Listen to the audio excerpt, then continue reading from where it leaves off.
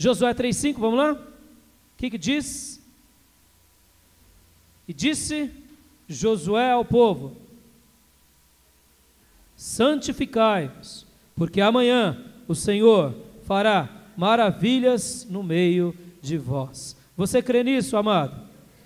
Eu creio nisso. Diga para o irmão: amanhã Deus vai fazer maravilhas na sua vida. Diga para o outro irmão: santifique-se, meu irmão, porque amanhã o Senhor vai fazer maravilha entre você. Amanhã, depois da manhã e para o resto da sua vida, em nome de Jesus. Pai, consagra essa palavra no nosso coração, em teu nome. Amém. Queridos, olha que curioso, essa instrução da parte de Deus veio para Josué no momento em que ele estava para conquistar a terra de Canaã.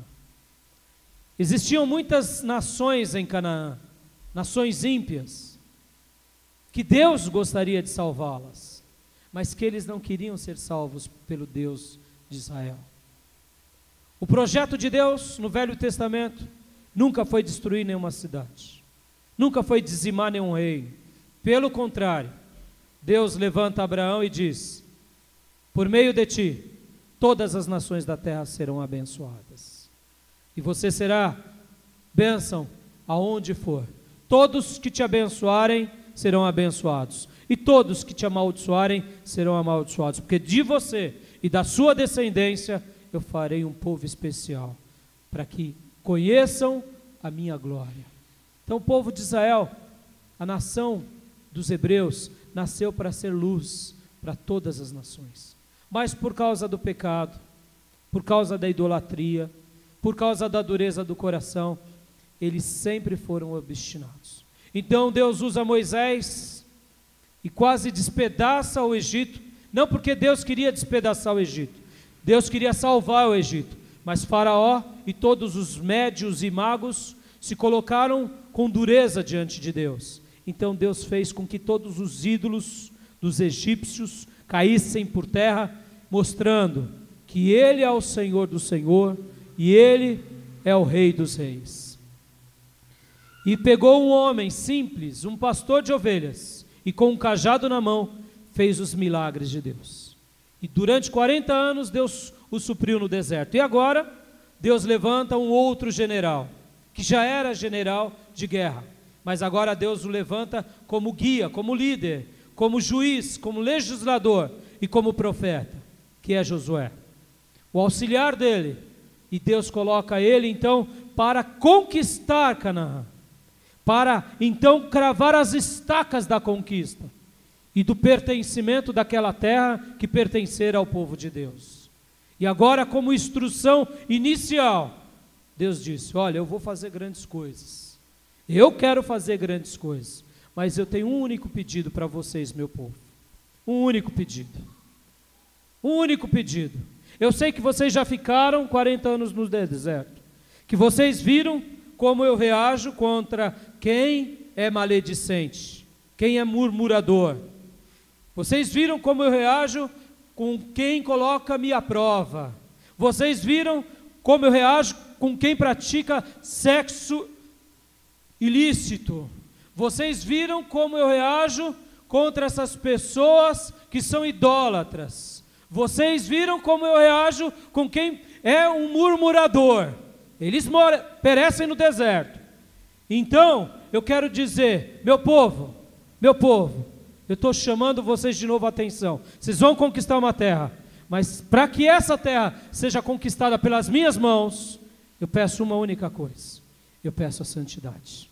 Se santifique, se arrume, se ajeite, jogue fora os postes ídolos, limpe o coração, limpe a mente, seja honesto, se posicione, porque aí eu vou na sua frente e vou dizimar os seus inimigos e vou desbaratá-los, vou destruí-los. Meu desejo é salvá-los, mas se eles não quiserem a minha salvação, então estarei entrando com juízo sobre eles. Mas eu só te peço uma única coisa: santifique-se, consagre-se e seja exclusivo meu. Por que Deus pede isso, amados? Por que Deus pede isso? Porque o nosso Deus, Ele é santo. Deus é santo, e a palavra santo significa separado. No Velho Testamento é kadosh, no Novo Testamento é ágios. Kadosh é em grego, ágios é kadosh é em hebraico, ágios é em grego, e significa uma só coisa: separado. Separado do que? Do pecado. Separado do que? Das coisas do mundo. Separado do que? Do que é profano. Porque Deus é santo.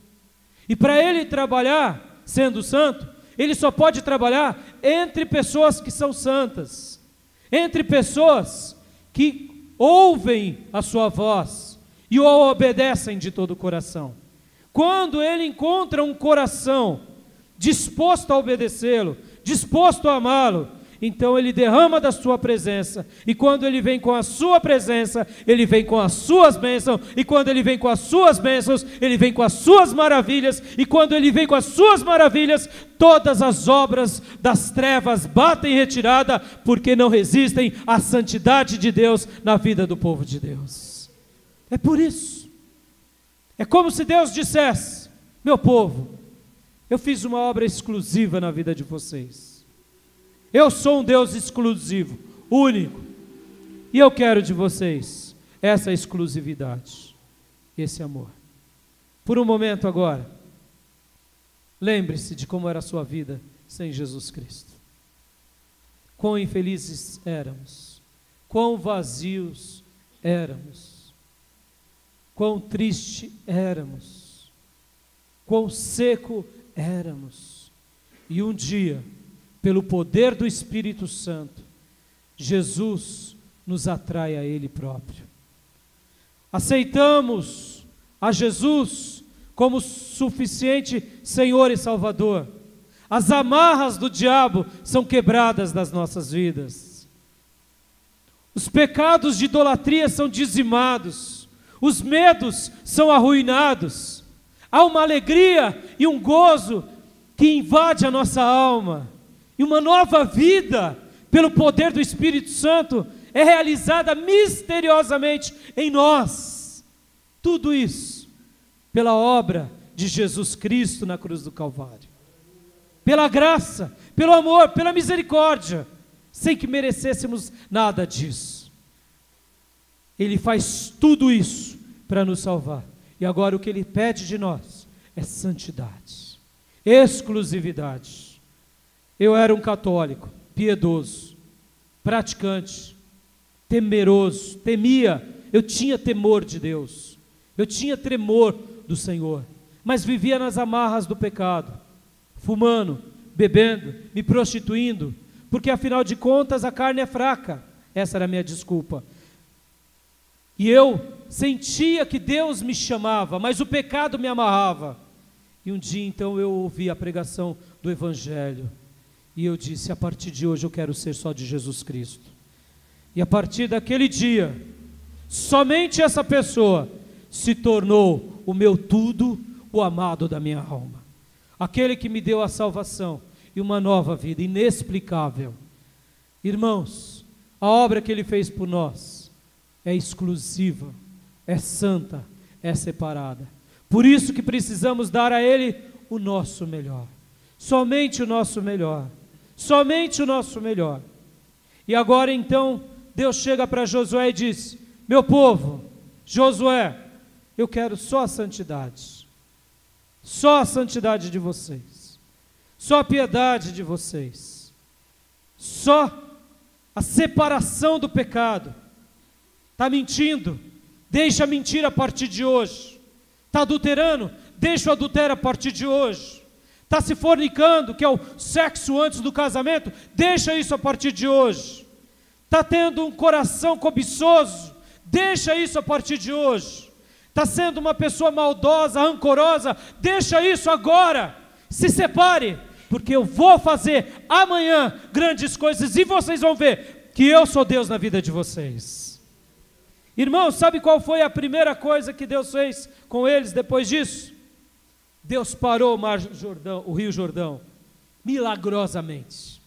Depois disso daqui, que Deus disse para Josué, e o povo consentiu, milagrosamente, as águas do Jordão pararam, como foi o Mar Vermelho. Opa! Quando você começa a dar passos de santidade, você já começa a ver os sinais de Deus na sua vida. De repente, aquela lágrima bendita que te escorria da alegria de estar nos pés de Jesus, que há muito tempo você já não vem sentindo mais, começa a voltar e rolar na sua face. Querido, como dói a lágrima da traição, é ou não é? A lágrima da traição, a lágrima do abandono, a lágrima do desprezo, a lágrima da morte, não dói, mas como é suave e magnífica a lágrima que rola nos nossos olhos pelo amor ao Nazareno. É ou não é? É magnífica. Você está chorando porque está triste? Não, é um choro de alegria, tanta alegria que vira lágrima, é um misto de emoção incontida. Por quê? Porque você está caminhando em santidade. Os rios Jordões começam a parar. Eles começam, Deus começa a sinalizar. Basta a gente dar um passo de fé. E o povo de Deus então aqui em Josué, logo a primeira cidade, irmãos, logo a primeira cidade foi Jericó. Foi Jericó. E eles então vão e invadem Jericó e ali dizimam Jericó. Deus dá graça para eles e eles destroem Jericó. Jericó era uma cidade fortificada. Deus dá uma instrução para Josué, para que ele dê 7 voltas, e no 7º dia dê mais 7 voltas com o exército, toca umas trombetas, quebra uns vasinhos, dá uns gritos e pumba, a muralha cai, e os homens de Deus então entram naquela cidade, dizimam aquela cidade, mas Deus diz uma coisa para eles: olha, não peguem nada daquela cidade, os objetos de destruição não toquem, porque são objetos de destruição.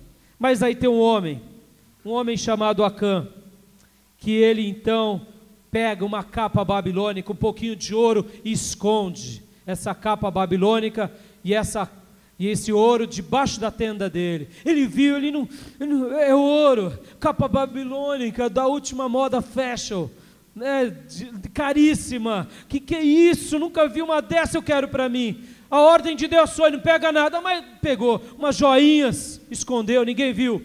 E aí o povo de Deus então foi guerrear contra a segunda cidade, uma cidade pequenininha, que o nome é curioso, o nome é Ai. Para nós aqui até soa como essa expressão quando alguém fere outro, ai, mas foi isso que aconteceu mesmo com o povo de Deus. Uma cidade pequenininha. Josué viu e falou: não precisa ir todo o exército não, porque o exército de Israel aqui era 600 mil homens a pé, 600 mil homens, um exército grande, irmãos, de soldados, acima dos 20 anos. Ele disse assim: não precisa de ir não, vai algum só e resolve. Irmãos, contra Ai, soldados de Israel foram mortos. Contra Ai, pessoas de Israel foram humilhadas, e os soldados de Ai sobrepujaram os de Israel, e eles bateram em retirada envergonhados.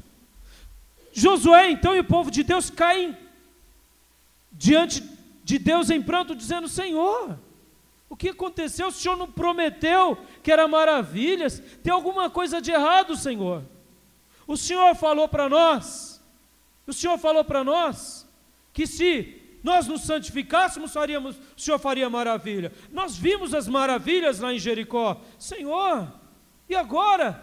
Povinho, né? Meia boca, michuruca, mata os nossos soldados, bota para correr o nosso exército, Senhor. E aí Deus vem para Josué e diz: tem pecado no meio do povo de Deus. Aí Josué fala: alto lá, tem pecado. E aí Deus diz: tem pecado. Filhos de Deus pegaram coisas que não eram para pegar, tocaram em objetos que não eram objetos de Deus, objetos que não eram sagrados, profanos, objetos que eu disse para não tocar.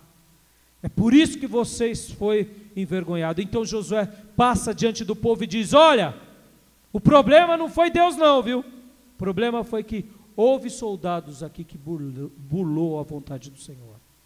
E ainda Deus deu uma chance, porque ele passou isso de um dia para o outro, e na manhã seguinte Deus revelou a tribo, a família e a pessoa. Foi como se Deus esmiuçasse eles. Olha, eu estou revelando aqui a tribo, qual tribo que é? Tá, e a pessoa estava lá, coração duro. Olha, eu estou revelando agora a família, tá, e agora eu estou revelando a pessoa. Aí não teve jeito. Vejam bem, amados, até para Deus sentenciar esse homem e a sua família, Deus deu tempo, Deus deu prazo, Deus foi aos poucos mostrando, mas a pessoa, quando ela está no pecado, o pecado a cega, e é por isso que Deus, que é santo, que faz maravilhas no meio da santidade, não pode realizar coisas num coração em pecado. Irmão, isso daqui é para todos os filhos de Deus em todas as gerações. O Deus santo trabalha na santidade, e no momento que ele vê que o seu povo não está em santidade, então ele pede: se arrependa, meu povo, porque eu quero te abençoar. Mas no momento que esse povo não se arrepende, então Deus diz pela primeira vez: olha, você vai colher frutos do seu pecado. Olha, você vai colher frutos do seu pecado. Olha, eu estou te avisando. Olha, acabou. Quando Deus diz acabou, irmãos, aí já era. O cálice da ira de Deus transborda. Qual é a medida, pastor? É um mistério. Qual é a medida, pastor? É um mistério. Para cada um ele tem um cálice e ele transborda. E hoje, queridos, eu quero deixar esse texto e quero agora concluir com Números. Vamos lá em Números. Volta um pouquinho mais. E o que acontece com Acã? Números, capítulo de número...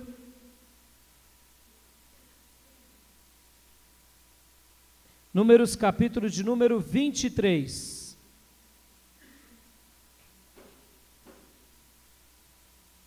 Ou melhor, capítulo de 21, versículo do 1 ao 3. Isso, Números capítulo 21, do versículo 1 ao 3. Que a gente vai para a ceia agora. O que aconteceu com Acã? Ele foi julgado, concluindo a história lá de Josué. Deus mandou com que eles fossem dizimados, ele e a família deles, que os objetos da destruição fossem, de fato, realizados aquilo que Deus queria, e aí sim, depois de se consagrar, Deus disse: agora vai lá e destrói Ai, que é a cidade de Ai. E aí eles foram e destruíram. A partir da experiência dele de Ai, nunca mais o povo de Deus brincou com o pecado, porque eles viram que o pecado de um poderia comprometer toda uma história, todo um povo. Irmãos, como igreja, isso é muito sério. Agora eu quero que você leia Números, capítulo de número 21, versículo 1 ao 3. Eu só queria concluir, trazendo aqui essa reflexão também. Esse momento, presta atenção, eu sei que vai ser um pouco confuso para alguns de vocês. A gente está voltando alguns anos antes, quando eles estavam no deserto. Olha o que aconteceu quando eles estavam ainda no deserto, o povo de Deus, antes de entrar em Canaã, antes de Josué assumir a liderança. Aqui era com Moisés, mas nota só essa situação. Por favor, filho, vai disparar o alarme. Obrigado, disparou sem querer. Olha só, ouvindo o cananeu, rei de Arade, que habitava no Negueb, que Israel vinha pelo caminho de Atarim, pelejou contra Israel e levou alguns deles cativos. Israel não estava saindo do deserto, passando pelo deserto para ir para Canaã? Então tinha esse rei aqui, o rei de Arade, que viu que Israel estava vindo e lutou contra eles, e catou alguns deles. Ah, vocês estão passando aqui? Vocês estão no deserto? Ah, foi contra eles. E catou alguns israelitas e levou eles como cativos, não é isso que está escrito? Cativos. E aí o que acontece? Então, Israel fez voto ao Senhor dizendo: se de fato entregares estes povos nas minhas mãos, destruirei totalmente as suas cidades. Eles fizeram um voto: Senhor, a gente está passando por aqui no deserto, Senhor, nós queremos abençoar esse povo vem com maldade, a gente não está querendo roubar nada de ninguém, pegar nada de ninguém, pelo contrário, nós queremos pregar a tua salvação, e esse povo pega o nosso povo desprotegido, as nossas mulheres, as nossas crianças, os velhos, e levam e estão surrando. Senhor, faz justiça, Senhor. Nós queremos fazer um voto, Senhor, contigo. Senhor, queríamos que eles fossem salvos, mas eles não querem salvação. São povos obstinados. Então, Senhor, nós fazemos um voto. Dá-nos força para ir pelejar contra esse povo. E quando a gente for lá, não vai sobrar nada deles. Esse povo aqui representa, irmãos, no Novo Testamento para nós, o diabo, não é o seu vizinho, tá? Não é a sua sogra, pelo amor de Deus, tá bom? No Novo Testamento a gente não pode fazer isso. A guerra é espiritual, tá bom, irmão? Não vai olhar para a sogra e falar: Senhor, se o Senhor me entregar a macraia aqui na mão, ó, pelo amor de Deus, ela é bênção, amém, irmão? E ela é bênção na tua vida, né, Jaqueline? Cadê a Jaqueline? Né? É bênção, que a Jaqueline ainda agora aqui, né? Ela é bênção, ela é bênção, ela é bênção, né, Reinaldo? A sogra aí, está aqui na igreja, ela é bênção, gente. Sogra de Deus é bênção. Então, o que acontece? No Novo Testamento, esse povo representa o diabo. A gente pode fazer aliança com o diabo, gente? Não. E aqui o que acontece? Eles fizeram o que? O que eles fizeram com Deus? O que nós hoje fizemos aqui com Deus? Na nossa campanha de 40 dias? Voto. Pastor! E por isso que eu quero concluir com essa passagem aqui. Eu quero concluir com ela.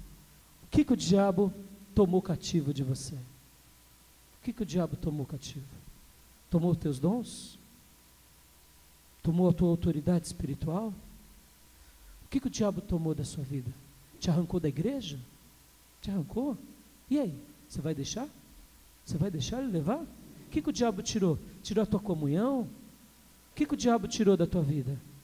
Está destruindo o teu lar? Você que fez um voto, irmão, olha aqui, você que fez um voto, se agarra nessa promessa. Deus vai ouvir o seu voto. Deus vai ouvir o seu voto, mas faça voto mesmo para Deus. Faça voto. Deus, se o Senhor realmente restaurar o meu casamento, o meu lar, se o Senhor restaurar o meu dom, eu vou te servir por toda a minha vida. Eu vou dedicar o que o Senhor me pedir, eu vou fazer, porque, irmãos, Deus ama votos, porque no voto nós afirmamos a Ele as nossas alianças. Deus é um Deus de aliança. Deus muitas vezes até permite que o diabo nos saqueie em alguma coisa, porque muitas vezes a gente não está vigiando. É ou não é, igreja? Não está vigiando. Não está vigiando no casamento, não está vigiando no ministério, não está vigiando nas finanças, não está vigiando com o dom, está se achando a princesinha de Jesus, o princesinho de Jesus que não precisa nada, que você tem um anjão do seu lado para qualquer hora, e de repente você não está orando mais, não está buscando, vem um povo aí e saqueia a tua vida, vem uns gadarenos e tá! Eu quero te dizer, filho, que nada acontece na tua vida por acaso. É Deus te lapidando, é Deus te construindo, é Deus te moldando, mas nessa noite nós fizemos um voto com o Senhor, com o Eterno, e vamos nos manter firmes, até Ele nos dar a nossa vitória, até Ele nos dar a nossa vitória. E aí o que aconteceu aqui, versículo 3, ouviu, pois, o Senhor a voz de Israel. Deus ouviu o seu povo, Deus vai te ouvir também em nome de Jesus. Ele vai ouvir, porque os ouvidos de Deus não estão tapados, nem a sua mão está inclinada. Ele vai nos ouvir, somente faça o seu papel, paga os seus votos, cumpre a sua parte e deixa Deus dar cabo dos seus inimigos, deixa Deus te restaurar. E aí Israel vai lá, e pega então, e entrega os cananeus, e ouviu, pois, o Senhor a voz de Israel, e lhes entregou os cananeus. Deus vai entregar os inimigos na tua mão, para você subjugá-lo no devido lugar. A Bíblia diz que o lugar do diabo é debaixo do estrado dos seus pés, amém, queridos? Não porque a gente é muita coisa, mas porque o Todo-Poderoso habita dentro da gente. Nós não nascemos para ser capacho do diabo. Ele tem que ficar no lugar dele, e ele tem que ficar no estrado dos nossos pés, amém, queridos? Os israelitas, os destruíram totalmente, e eles e as suas cidades, e aquele lugar se chamou Ormã, que significa Israel vitorioso, ou melhor, que significa lugar devastado, Ormã. Deus fez com que Israel se tornasse vitorioso. Quando Deus nos ouve, faz com que você e eu nos tornemos vitoriosos. Amém, igreja? Vamos agora então orar. Eu quero simplesmente concluir dizendo: o que Deus pede de nós nessa noite? Santidade. Porque o que Ele deseja fazer de nós? Maravilhas. Você poderia repetir para mim? Deus me pede santidade, porque Ele quer fazer maravilhas. Lembre-se disso, querido. Diga para o irmão que está do teu lado: olha, irmão, Deus te pede nessa noite santidade. Deus te pede santidade. Deus te pede santidade, porque Ele quer fazer maravilhas na sua vida. Amém? Glória a Deus. Os irmãos do Ministério de Louvor, as irmãs que estarão distribuindo a ceia, eu sei que aqueles que infelizmente tiverem compromisso horário, se sintam à vontade, não se sinta constrangido. Eu sei que eu passei um pouco horário, mas eu creio que Deus falou conosco nessa noite. Amém, irmãos? Eu creio. E eu quero que você feche os seus olhos, e eu quero te dizer: filho, filha, olhem para mim, antes de vocês fecharem os olhos, só mais um minuto. Olha, a santidade é para sempre, viu? A consagração é para sempre. É sempre, para toda a vida, porque Deus quer fazer maravilhas por toda a nossa vida.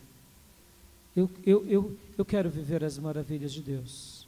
Eu quero viver as maravilhas de Deus aqui do seu lado. Eu quero viver as maravilhas de Deus na minha casa, e no que eu tocar, eu quero que as digitais de Deus sejam manifestas. Eu não quero que a minha vida passe como um qualquer. Eu quero que a minha vida passe como um instrumento de Deus, como alguém que representou o eterno na terra. E para isso Ele me pede santidade. Está disposto a dar santidade? Está disposto a pagar o preço? A fechar a boca? A falar com Deus? A dobrar os joelhos? E então eu tenho certeza que Deus vai fazer na sua vida. Feche seus olhos agora e ore, dizendo: Senhor, eu recebo essa palavra, e hoje eu dou um passo de fé. Pai, eu recebo mais uma vez essa palavra, e mais uma vez hoje eu dou um passo de fé, juntamente com todo o teu povo. Dá-nos santidade, Senhor, santidade. Santidade nas palavras, nos temperamentos, nos gênios, nas condutas, porque queremos que amanhã o Senhor faça maravilhas nas nossas vidas. Faça todas elas na medida que Tu separaste para nós. Te glorificamos, Te exaltamos, Te bendizemos e pedimos: guarda essa palavra no nosso coração e atraia-nos a Tua santidade, em nome